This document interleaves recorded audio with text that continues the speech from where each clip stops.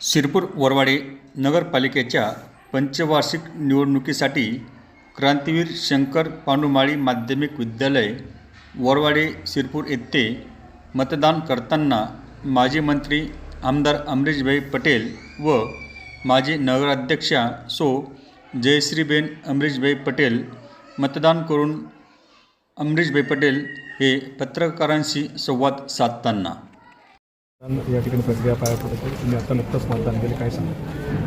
नाही, आता लोकशाही आहे, मतदान सगळ्यांना करावंच लागतो, ते करायला आलेलो आहे.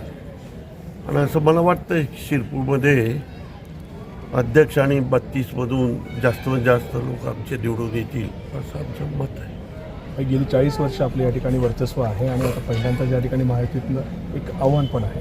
कसं बघता तुम्ही शिरपूरकरांची कशी साथ राहील? काय दरवेळी आव्हान असतोच, कोणाचं तसं आव्हान आहे. पण शिरपूरकर आमच्या बाजूनेच राहतील, भारतीय जनता पार्टीलाच मतदान करतील याच्यामध्ये मला काही शक नाही. नाही साहेब, इथून जर विचार केला तर जिल्ह्याचं चित्र कसं राहील? कारण 2 नगरपरिषदा आहे, ग्रामपंचायत आहे.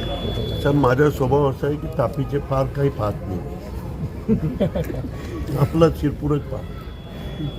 दुसरी गोष्ट असं होती की आत्ताच एक नागपूर खंडपीठाचा एक निकाल आलेला आहे की याची सर्व मतमोजणी ही 21 डिसेंबरला राहणार.